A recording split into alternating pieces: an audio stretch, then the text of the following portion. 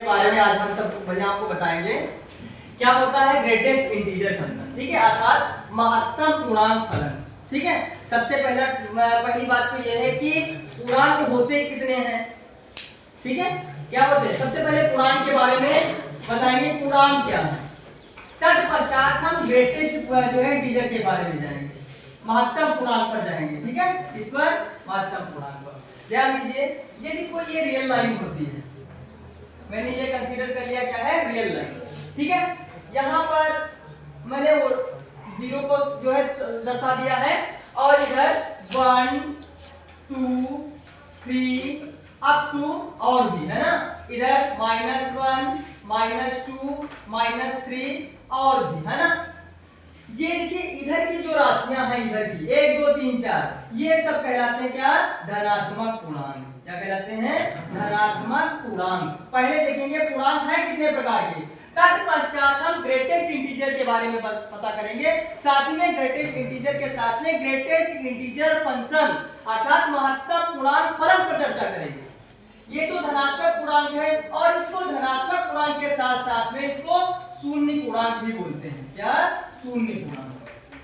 आप इसको धनात्मक पूर्णांक भी बोल सकते हो, बल्कि इसका पार्टिकुलर नाम हो जाता है शून्य पूर्णांक। और इधर वाली जो वैल्यू होती है ये क्या होती है, ऋणात्मक पूर्णांक, है ना, ये होते हैं ऋणात्मक पूर्णांक। ऋणात्मक पूर्णांक। तो ये तो था पूर्णांकों के प्रकार, अर्थात किसको हम धनात्मक पूर्णांक बोलते हैं, किसको हम शून्य पूर्णांक बोलते हैं और किसको हम ऋणात्मक पूर्णांक बोलते हैं। अब हम आते हैं महत्तम पूर्णांक फलन की परिभाषा जो लिखी है उस पर चर्चा करते हैं। देखिए जरा क्या होता है महत्तम पूर्णांक फलन। यदि कोई दो सेट ले लें, हम real number two real number ले लें, ध्यान दीजिए, एक मैंने एक कोई सेट ले लिया कैपिटल आर और दूसरा भी सेट ले लिया कैपिटल आर। अब कैपिटल आर यदि मैंने कंसीडर किया है यहाँ पर, तो कैपिटल आर के बारे में पहली बात तो पता होनी चाहिए सभी बच्चों को, है ना। कैपिटल आर जो होता है वो क्या होता है, -∞ टू +∞ का सेट है। दैट इज क्या, जितने भी पॉजिटिव नंबर्स होंगे सभी, वो चाहे दशमलव के हो या फिर ऋणात्मक हो, दुनिया भर के जितने भी नंबर हैं वो सब जो नंबर होते हैं वो कैपिटल आर में समाहित होते हैं, समाहित होते हैं, कैपिटल आर में होते हैं। वो चाहे पॉजिटिव हो, जैसे कहा जाए 3/4, तो 3/4 भी इसमें है और 4/3 भी इसी में है, 4/3 में। अर्थात सभी संख्याएं आर के अंतर्गत आती हैं, एक संख्या को छोड़कर, कौन सी, कॉम्प्लेक्स नंबर को छोड़कर। जैसे लिखा जाता है 2 + 3 आयोटा। इस प्रकार की जो संख्याएं होती हैं वो इसके अंतर्गत समाहित नहीं होती है। अर्थात कैपिटल आर की परिभाषा ये है कि सभी परिमेय और अपरिमेय संख्याओं को हम क्या कहते हैं, वास्तविक संख्याएं। जिसे वास्तविक संख्याओं को समुच्चय को काहे से डिनोट करते हैं, कैपिटल आर से व्यक्त करते हैं। ठीक है, सभी परिमेय तथा अपरिमेय संख्याएं। अब परिमेय क्या है, परिमेय कौन सी है, जो अटे बटे वाली होती है, 2/3 4/3। साथ ही में जो साधारण नंबर होते हैं 3 4 5 7, ये भी सब परिमेय है। और कौन से अपरिमेय, √2 √3 √5, पर √4 नहीं है परिमेय। क्यों, क्योंकि इसकी वैल्यू क्या होती है, 2। इसलिए दुनिया भर की जितनी भी परिमेय और अपरिमेय संख्याएं होती हैं वो सब क्या है, वास्तविक संख्याएं हैं। वास्तविक संख्याओं के सेट को कैपिटल आर से व्यक्त करते हैं। आज इसका मतलब कहने का तात्पर्य है, ये जो सेट आर लिया और ये सेट आर लिया है महत्तम पूर्णांक फलन के लिए, इसमें सभी संख्याएं समाहित हैं, इसमें भी समाहित है। ठीक है, ये सभी संख्याएं हैं चाहे जो भी, इसी पर कोई फंक्शन को जो है परिभाषित किया गया है। कौन सा फंक्शन है, fx। ठीक है, fx बराबर जो वास्तविक महत्तम पूर्णांक फलन है वही fx ही क्या लिखते हैं, ग्रेटेस्ट इंटीजर ऑफ x। यदि बोला गया इसको बोला जाता है, ये जो ब्रैकेट है ग्रेटेस्ट इंटीजर का, ग्रेटेस्ट इंटीजर। ठीक है, अब इसकी वैल्यू कैसे निकालते हैं, ध्यान दीजिए, इधर की कोई भी अंक भरे हम, मान लीजिए मैंने रियल नंबर है क्योंकि इस सेट का, यहाँ पर छोटी सी बात याद रखना है, x से कम या बराबर, बस इतनी बात याद रखना है, से कम या बराबर, से कम या बराबर, इतनी बात याद रखेंगे बच्चे, बाकी ग्रेटेस्ट इंटीजर परिभाषा भी पूरी कंफर्म हो जाएगी। ठीक है, ध्यान दीजिए, मैंने इधर का कोई एलिमेंट ले लिया इस सेट आर का। ठीक है, मैंने मान लिया कि सेट आर में कौन सी संख्या ले ली है, 1 ले लिया मैंने। ठीक है, इस सेट आर का लिया तो 1 बिलोंग्स टू आर लिखा। इसके लिए यदि हम fx नोट करें तो f1 का मान क्या होगा, f1 का मान यहाँ क्या होगा 1, क्या होगा 1 f1। अब 1 का ग्रेटेस्ट इंटीजर 1 का मान 1 ही रहता है। कैसे रहता है ध्यान दीजिए जरा, अभी चर्चा भी करेंगे कुछ बच्चों से जो है, ध्यान दीजिए कैसे ये 1 होता है। और इसी प्रकार से यदि यहाँ लिखा है 2.9 या 2.3 लिखा है तो इसकी वैल्यू कैसे 2 ली जाती है, कैसे 2 ली जाती है। यदि ऐसे लिखा है या तो ग्रेटेस्ट इंटीजर क्या है fx, या तो fx चलेगा, ठीक है fx ही लिखिए। चलिए लिखिए दूसरी बात लिखिए, ठीक है। यहाँ लिख दिया यदि माइनस का 2.5 तो कैसे इसकी वैल्यू -3 हो जाती है, कैसे वैल्यू 3 हो जाएगी, ठीक है। याद रखेंगे किस टाइप का कौन सा अंक होगा तो इसकी वैल्यू कैसे 2.3 को हम 2 लिखते हैं। अभी पूरा कंसेप्ट हम बताने जा रहे हैं, ठीक है। ध्यान दीजिए मैंने क्या किया, एक रियल लाइन खींच लिया मैंने हर प्रकार के लिए, ठीक है। ये कोई रियल लाइन थी, समझिए, ठीक है। यहां पर 0 लिख लिया। अब इसका जो ग्राफ भी बताएंगे, 1 ये हो गया 2, ये हो गया 3 और इधर -1 ये -2 -3 और अप टू और भी डॉट समझिए। कह रहा है f1 कहां मिलेगा, यहां मिलेगा। हमने क्या बताया परिभाषा, fx बराबर greater integer of x, that is क्या होगा x से कम या बराबर, x से कम या बराबर।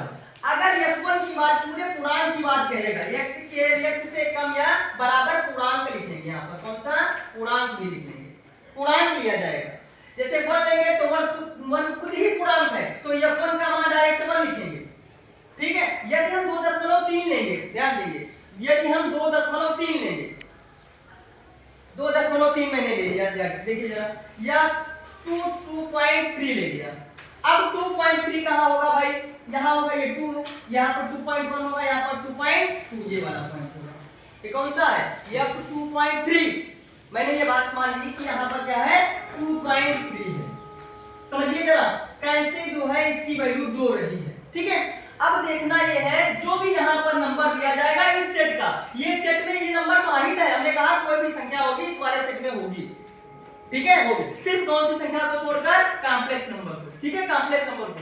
इधर का मैंने कौन सा एलिमेंट उठा लिया, 2.3 उठा लिया, वो यहाँ पर दर्शाया मैंने संख्या रेखा पर, ठीक, यहाँ पर शो किया। तो अब इसके बाईं ओर देखना, इस अंक के बाईं ओर, बाईं इधर ही होगा बाया, इस अंक के, इसके 2.3 के बाएं तरफ देखिए और ये भी देखना बाएं तरफ कितने पूर्णांक दिए हैं, कितने पूर्णांक, एक तो 2 है, एक 1 है, एक 0 है, एक -1 भी है, -2 भी है, -3 हमको लग रहा है। और मैंने इसके साथ में ये भी कहा है डॉट डॉट डॉट, इसका मतलब और भी, डॉट डॉट डॉट इसका मतलब और भी। जो अंक दिया जाएगा जिसका ग्रेटेस्ट इंटीजर हमको ज्ञात करना है, उसके जस्ट बाईं ओर देखिए कितने पूर्णांक हैं। हमको नजर आ रहा है कि इधर कितने हैं 1 2 3 4 dot dot dot, that is infinite number जो है पूर्णांक है। कितने टोटल पूर्णांक, इनफाइनाइट नंबर ऑफ जो है इंटीजर्स हैं, इनफाइनाइट नंबर इंटीजर्स के हैं, ठीक है। उसमें भी हमको क्या लिखा गया यहाँ देखिए, ग्रेटेस्ट इंटीजर करा से कम कोई पूर्णांक लीजिए, से कम पूर्णांक या उसके बराबर, या उसके बराबर, और भी बाईं तरफ, वो भी बाईं तरफ। इधर कितने पूर्णांक हैं, इनफाइनाइट। उन सब में ग्रेटेस्ट का मतलब उन सब में जितने पूर्णांक हैं, ग्रेटेस्ट यानी ये ग्रेटेस्ट लिखा, उन सब में जितने पूर्णांक मिले इनफाइनाइट नंबर ऑफ, उन सब में सबसे बड़ा पूर्णांक जो होगा वही उसकी वैल्यू को शो करेगा, ठीक है। अब देखिए यहाँ इसके इधर कितने हैं 2 1 0 3, इधर क्या है सब मिलते चले जाएंगे, लेकिन उन सब में ग्रेटेस्ट कौन होगा, इसलिए कौन सा नंबर लिखा जाएगा, यह 2.3 की वैल्यू कंफर्म हो गया होगा। इधर जितने पूर्णांक होंगे उन सब में जो ग्रेटेस्ट होगा, जो, और ये भी याद रखना जो बड़ा पूर्णांक है भाई, इधर चाहे जो भी निगेटिव है ना, निगेटिव सब छोटे होंगे 2 से, 1 की शर्त थी तो यहाँ पर 1 क्या है 1 2 से छोटा, 1 से 2। और बात क्या कर रहा हूं मैं, ग्रेटेस्ट की, इसलिए यहाँ पर जितने पूर्णांक मिलेंगे बाईं तरफ जो भी मिलेंगे उन सब में जो बड़ा सबसे पूर्णांक होगा वही उसका ग्रेटेस्ट इंटीजर फलन को दर्शाता है। कोई फलन लेंगे, इधर का कोई अंक लेंगे रियल नंबर का, वह इधर वाले नंबर से किससे जुड़ेगा जाके 2 से, अर्थात image of 2.3 is equal to कितने लिखेंगे 2, image of 2.3 is equal to 2। ठीक, दूसरी यदि यहाँ पर हमने इसको कह दिया कि 2.999 है, 2.999, अब देखिए इसकी वैल्यू क्या होगी, 2.3 यहाँ है तो 2.9 यहाँ होगा, और 2.9 और नजदीक होगा 3 के, 2.999 और नजदीक होगा 3 के। लेकिन यदि यहाँ बिल्कुल समीप 3 के हम पहुंच रहे हैं तो इसके बाईं ओर जितने ग्रेटेस्ट इंटीजर होंगे, जितने इंटीजर होंगे उन सब में जो ग्रेटेस्ट इंटीजर होगा वही उसकी वैल्यू को दर्शाएगा। ठीक है, अर्थात क्या मिलेगा इसकी वैल्यू, देखिए यहाँ पर 2 पॉइंट हमने दर्शा दिया, ये क्या है 2.9999 और भी। अब इधर देखिए बाईं तरफ कितने ग्रेटेस्ट इंटीजर मिले हैं, इनफाइनाइट नंबर मिले हैं, कितने मिले हैं, लेकिन उन सब में बड़ा कौन है, उन सब में बड़ा 2, अर्थात 2.999 की वैल्यू भी 2 ही है। ठीक है, ये कंसेप्ट है इसके अंदर। ठीक, अब दूसरी बात ये है, यदि यहाँ पर कहीं नेगेटिव संख्या आ जाए, और एक बात और देखिए अभी मैंने बताया था कि यदि f(x) बराबर ग्रेटेस्ट इंटीजर ऑफ x है, अब यदि f2 की वैल्यू निकाले, f2 की वैल्यू 2 ही रहेगी। ध्यान दीजिए f2 पूरा मिला ना, कह रहा है कि से कम या बराबर, अगर कोई पूर्णांक मिला है तो वही पूर्णांक ही लिख दिया जाएगा, से कम पूर्णांक, या फिर पूर्णांक बोला गया धनात्मक की बात नहीं है, अगर ऋणात्मक है तो फिर ऋणात्मक की तरफ हम टेंड करेंगे। ठीक है, तो इतना क्या मिलेगा, f2 = 2, इसी प्रकार से f1 = 1, f5 = 5। लेकिन अन्य पर जो है ये लागू नहीं होता अगर 10 करोड़ की कोई संख्या। अब आते हैं हम ऋणात्मक पूर्णांकों की बात करते हैं ना, अगर यदि कोई गिनती माइनस की भरी गई, ठीक है, जैसे हमने इसमें चूंकि सभी संख्या है ना, 1 भी रहा है, 2 भी रहा है, 5 भी रहा है, सब है। अब इधर अर्थात 1 यदि होगा तो 1 किसमें, इधर वाले किससे एलिमेंट से आपका रिलेशन रखेगा 1 से ही, है ना। यदि 5 है तो 5 से ही रिलेटेड होगा, वो 5 से ही इस टाइप से रिलेटेड होगा, अन्य किसी से। अब इधर चूंकि धनात्मक दशमलव वाली सभी संख्याएं हैं तो एक बार ऋणात्मक पर भी हम चर्चा जरूर करेंगे। ठीक है, चलिए यदि हमने इधर की कोई संख्या मान ली माइनस का 2.5 ले लिया, 2.5 है ना, -2.5 belongs to capital R, capital R में होता है, कैपिटल आर में हमने कहा ना कैपिटल आर में सभी संख्याएं होती हैं तो माइनस की भी होगी, जाहिर सी बात है ना, जाहिर सी बात। अब देखिए क्या प्राप्त होगा, यह -2.5 इज इक्वल टू कितना लिखा जाएगा, इस पर चर्चा करें। देखिए 2.5 ये 2 है, 2.5 2.1 2.2 माइनस का 3 4 5, यहाँ पर कहीं पर होगा क्या 2.5, वो भी माइनस का, ठीक, माइनस का। अब उन्हें क्या बताया कि बाईं तरफ रहना है, उसके किधर रहना, बाईं तरफ। 2.5 इधर चलिए चलते रहेंगे इनफाइनाइट तक, -3 रहा है तो -4 भी रहा होगा, -5 भी रहा होगा, क्योंकि रियल लाइन पर जो है बहुत ढेर सारे इनफाइनाइट नंबर ऑफ पॉइंट है नेगेटिव, बट यहाँ पर 2.5 इस स्थिति में है जो -2 और -3 के मध्य में होगा। ठीक है, अब इसके बाईं तरफ चलना, चलिए बाईं तरफ आए हम लोग, बाईं तरफ आए, कितने इंटीजर मिले हैं, इनफाइनाइट नंबर ऑफ इंटीजर्स है ना, इनफाइनाइट। लेकिन फिर वही बात, क्या उन सब में ग्रेटेस्ट जो होगा उसको लिखा जाएगा। चलिए माइनस इसके जस्ट बाद -3 पूर्णांक मिला, और अगला पूर्णांक -4, अगला पूर्णांक -5, अगला पूर्णांक -6, अब 2 है ना, अब 2 चलते रहेंगे। और इन सब में ग्रेटेस्ट कौन है, -3 ही बड़ा है, इसलिए इसकी वैल्यू को क्या लिखेंगे, -3। कोई डाउट नहीं होगा बच्चों के में, है ना। यदि इसी प्रकार से ये बात कह दी जाए -3.66666, ये भी संख्या है और ये संख्या है तो ये इसमें रहेगी, अर्थात 2.5 का संबंध किससे, इधर वाले से -3 से रिलेटेड है, इस टाइप ये -3 से रिलेटेड ग्रेटेड है।